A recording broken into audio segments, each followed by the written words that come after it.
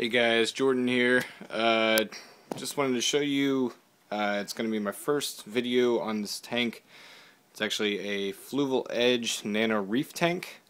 This is my first time ever doing a tank like this and experiencing with saltwater. So I had a couple questions. I know a lot of people like doing these tanks and converting these tanks into the saltwater setups. Just wanted to kind of run a few specs as what's in my tank. Maybe if there's any adjustments I need to make. Just wanted to kind of walk over that. Okay, first off, tank's been up and running maybe, I want to say about 6 to 8 months. It's been biologically stable. There was seahorses in there before, but we jumped into it a little too quick, and unfortunately they died. Other than that, then we actually had a few inverts that were just living in there. Had 3 crabs and a shrimp. Yesterday we decided we had a little bit more money to play with. Wanted to make a few adjustments, kind of get something else in there. First adjustment that we made was we purchased a Fluval C circulation pump. They told me it was about $31 at the aquarium shop that we deal with. Don't know if this one's a little bit too big, but it seems like, hasn't really moved the sand around much in the tank. Had to play with the adjustments a little bit just because it was getting a little too strong. I don't know if any of the other guys have experienced anything with this pump before, if it's too strong or if they notice any problems with that. If so, please let me know with a comment below. Next thing is we purchased a new light. We also purchased the Fluval C LED marine and leaf light. It's actually $25,000.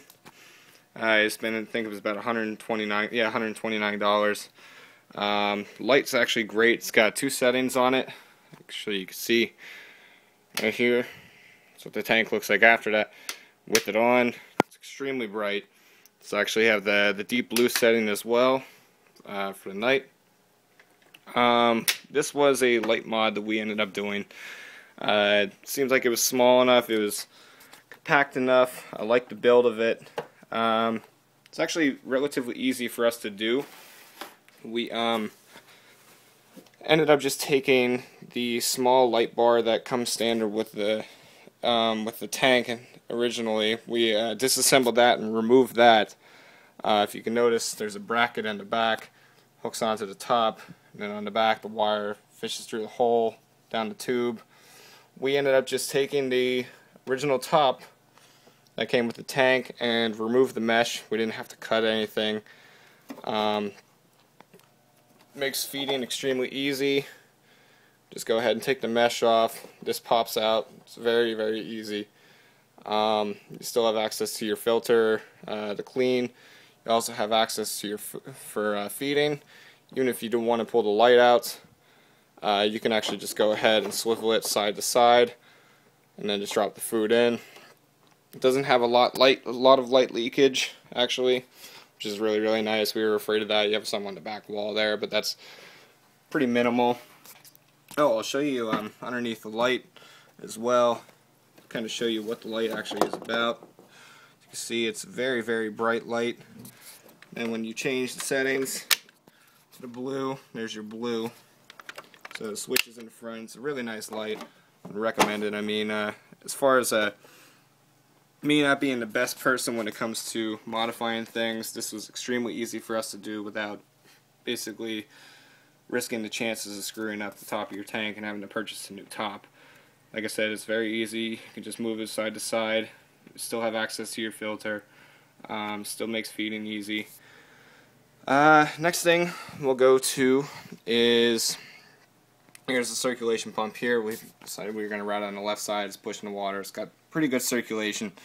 Water's a little cloudy right now because I was messing around with the tank.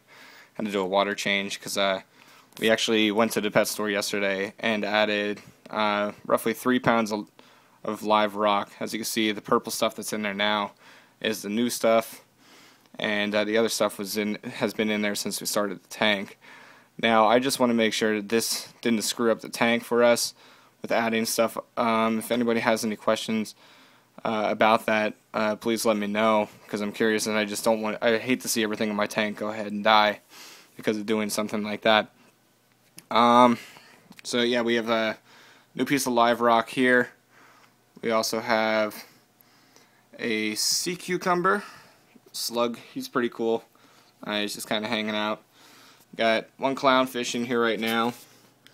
He's been swimming around. We also have a camel shrimp. Got 3 hermit crabs. See, there's a let's see here. Right there is our feather duster. It's not open right now. We got a few corals here. As you can see, there's good movement in the tank right now. A lot of circulation and everything. We've got another coral up here as well, kind of closed up. It's a little disturbed right now. There's one of our hermit crabs there. Shrimp likes to hide in the back here. Yeah, he's hiding pretty good right now. Also in the back we have a water heater. It's basically sitting at a consistent temp of around 79 degrees. Another one of my concerns is the rocks formation. I don't know. I've seen a lot of other videos about the Fluval edge, and I was curious to see as if I even started the tank correctly. I didn't know if the rock formation or how you set up the rocks or the size of the rocks has any play in the tank's biological state. Yeah, so here's the tank. If you guys have any feedback for me or any things that I can go ahead and improve that can actually improve the life of my tank or help the tank out, I'd really appreciate it if you just put it in a comment below. Alright, well thanks guys, and have a great day.